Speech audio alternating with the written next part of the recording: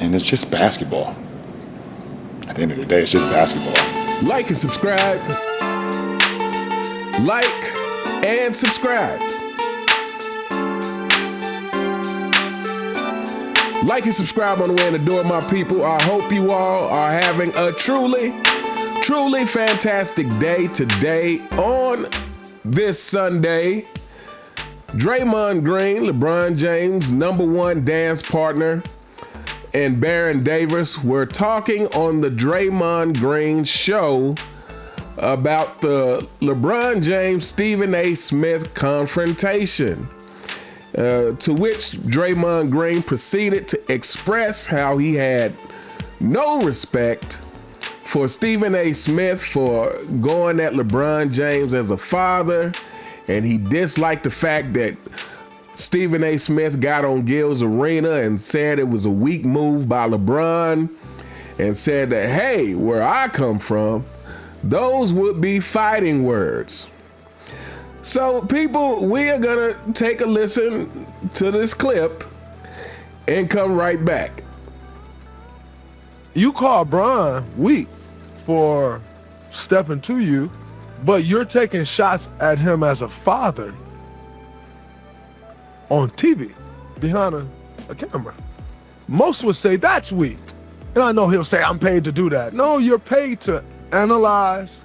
You're paid to debate on the show. You really paid to say whatever you want to say as far as this game, whether you like it or not. But as a person, you should be lifting him up. Absolutely. You know what I mean? So because LeBron is a good dude. He do good shit. He a good dad. His kid made it. They doing some shit. That's his story. You feel what I'm saying? And so you should be lifting him up and talking about the fact that this dude ain't got into no trouble. Absolutely. Right? Ain't got into no bullshit. Yeah. But like you bring in, like I would say, the WWE into basketball when you cross that line and talk about somebody's kids. Because if it's my kids, bro, I'm a catch you too. As soon as I said it, I hadn't talked to Bron at all about this. As soon as I saw him say it, Bob was up here that day. And Bob was like, oh yeah, I work with Stephen A tomorrow. I'm in got y'all game tonight. I'm in the studio tomorrow, something Stephen A and I think Malika. And I was like, oh, you make sure you tell Stephen A that I have zero respect for what he said yesterday. You go on TV, national TV, calling out this African-American, this black father who's raised another successful black young man. And you go on TV calling him out as a father because his son played in the NBA? That's ass backwards. Okay, we're going to stop it right there for a second.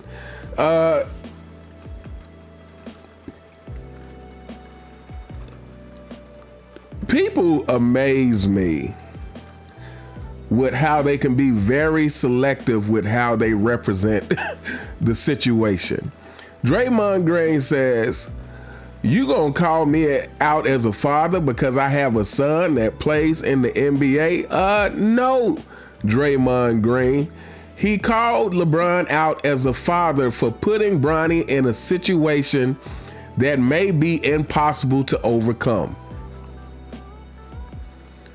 He called out LeBron James for already knowing just if Bronny had even made it to the NBA by his own merits, there would still be a certain amount of pressure on him already.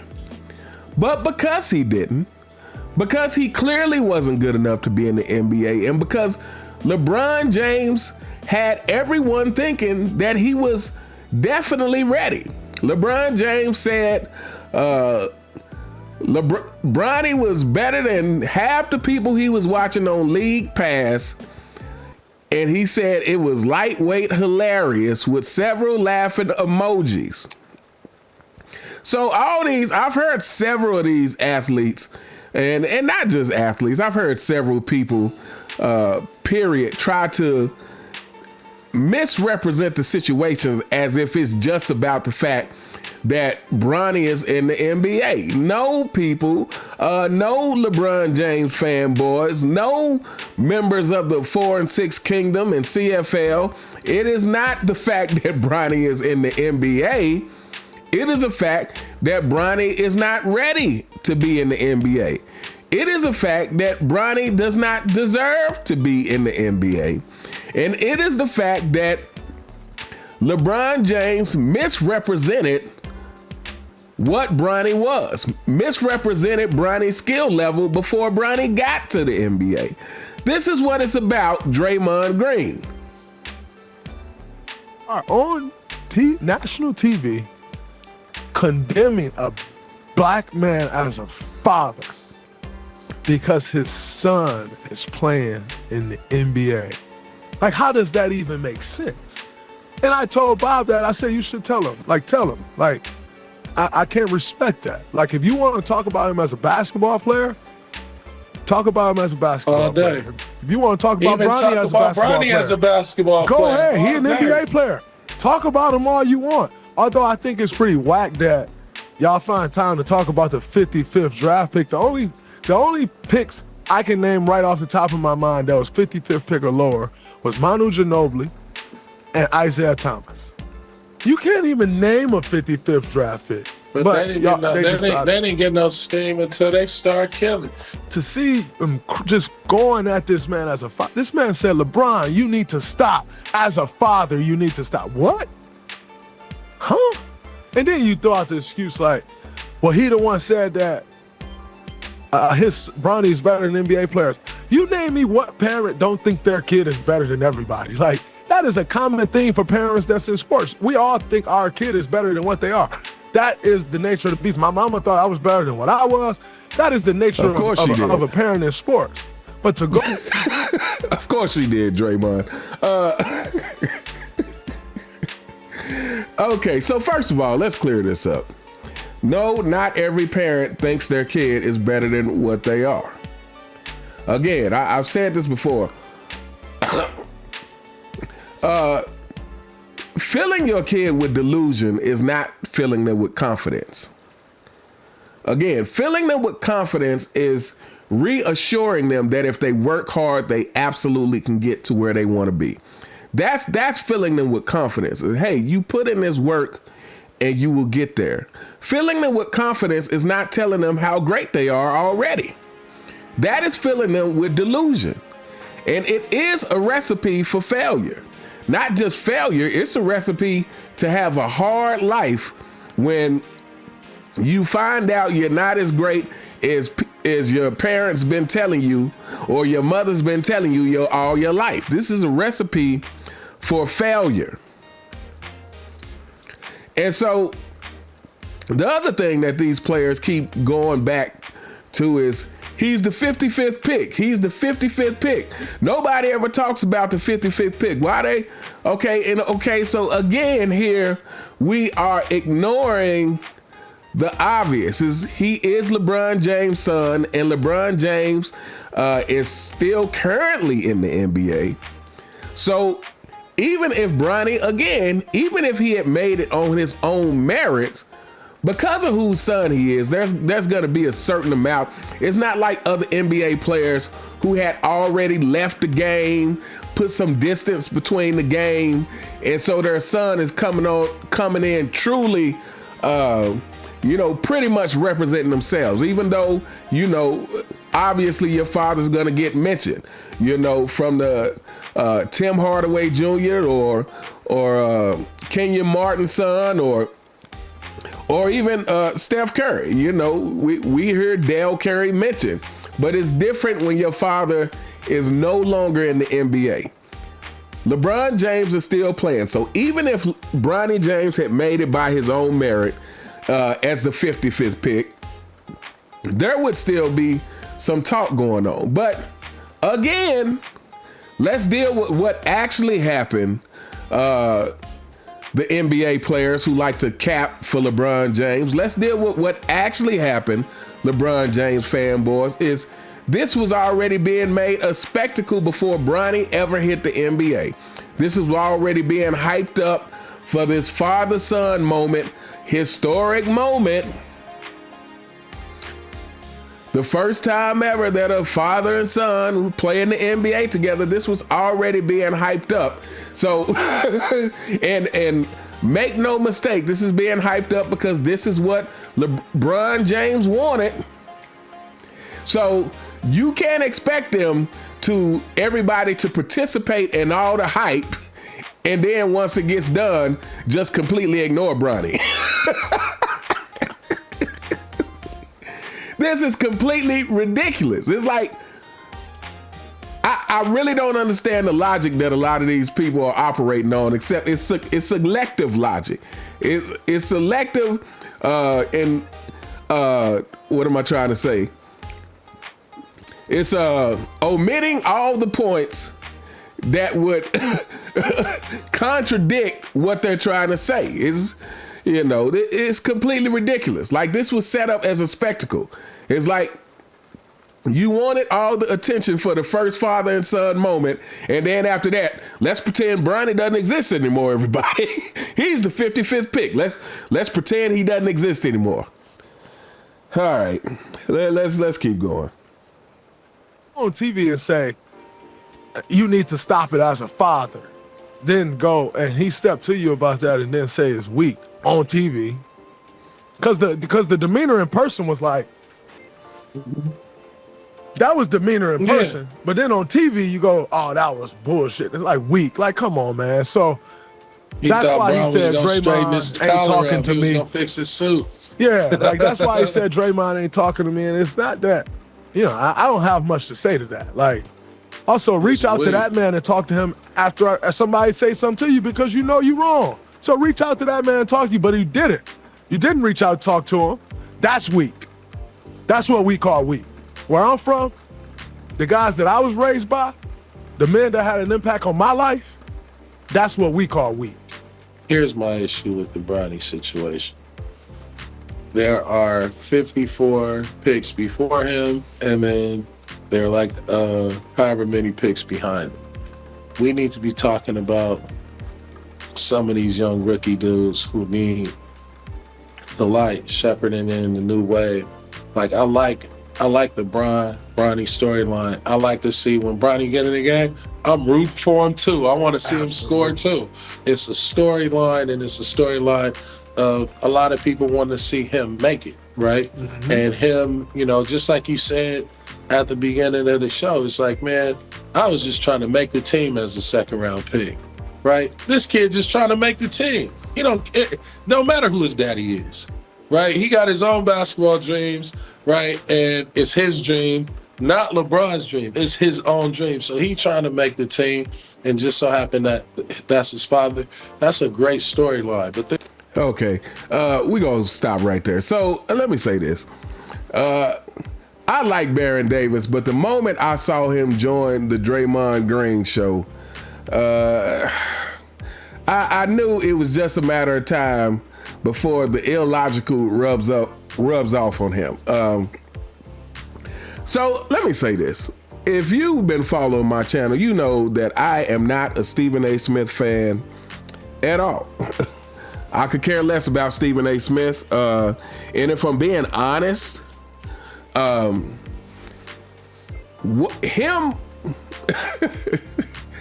him saying what he said,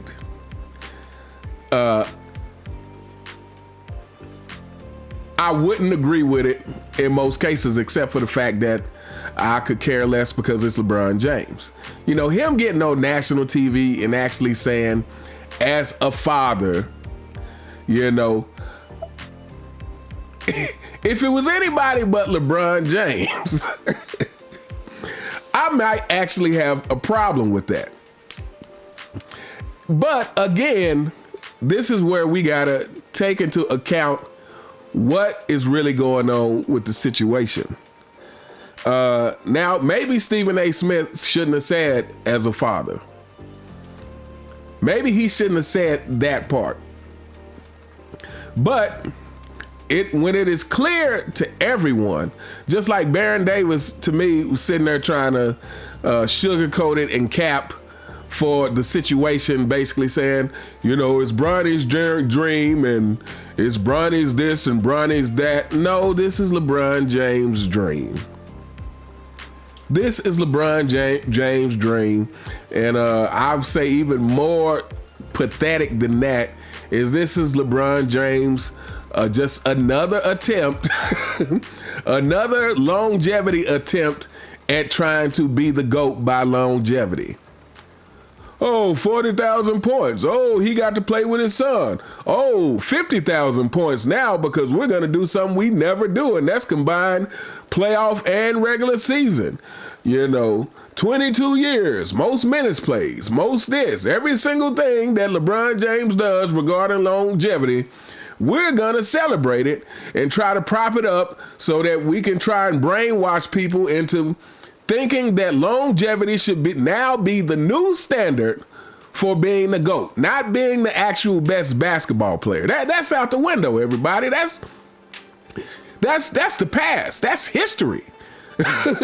Why on earth in sports would the GOAT be the actual best player who ever played the game? Why would that be the case in sports that's supposed to be about competition? This is the LeBron James era. This is the new era. This is new standards. And now we're going to go by who can play the longest. So kids, if you're out there listening, let me tell you how to do it. Make sure you get your juice. If you get in the NBA, make sure you spend at least a couple of $1 million a year on your body, which is probably going to the juice. Make sure that you rest on defense as much as possible, but it's okay because the media will make excuses for you and say that, hey, this is smart. You know, he can't play defense because he has to do so much on offense because he's the best all-around player. You know, flopping, make sure you learn how to flop, kids. Flopping is so important because it preserves your body from actually taking physical contact. The only way you should be engaging in physical contact is if you're offensive fouling.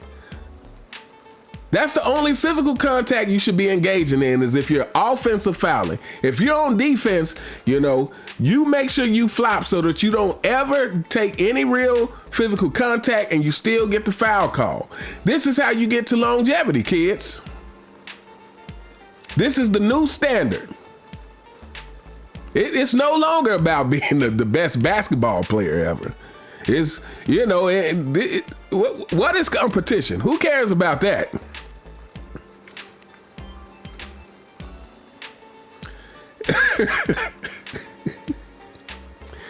But yeah, like I was saying, this whole thing is just yet another play for LeBron James to try to add some longevity metric to his legacy. And so for Baron Davis to be up there, you know, for anybody to try to say that this is not on LeBron James, it's completely ridiculous.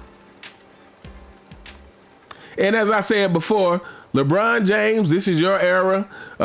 You ruined the NBA, but people like Stephen A. Smith is part of the problem.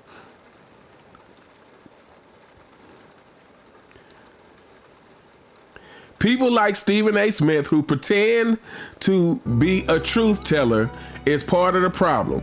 People like Stephen A. Smith who can sit there and say, oh, Michael Jordan's the GOAT and I can never put anybody above Michael Jordan, and Michael Jordan's the GOAT because he was a killer and blah, blah, and this and all this, and then put LeBron James number 2 next to Michael Jordan? For all the reasons that you listed, Michael Jordan was number 1 and LeBron James doesn't possess any of those qualities, and you put him at number 2 with a 4-6 record in the finals, with such devastating no-shows in playoff situations. 2007, the playoffs against Orlando, Boston, 2011, the list goes on and on and on and on. And you have the nerve to put this guy next to Michael Jordan, above Kobe Bryant, above Larry Bird, above Magic Johnson. This is completely ridiculous. And this is why, Stephen A., you are just as much as part of the problem.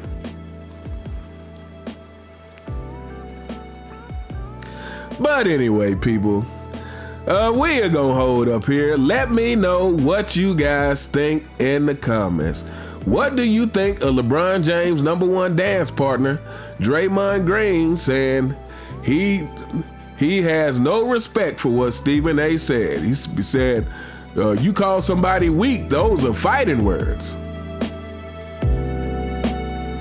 What do you think of all the people who like to ignore the details surrounding this situation? Who like to say, why do they keep talking about the 55th pick? No one ever talks about the 55th pick. Let's ignore the fact that LeBron James himself called all the attention to this. But anyway, let me know what you guys think in the comments. You all have a truly fantastic day, and I'll see you next time. All right.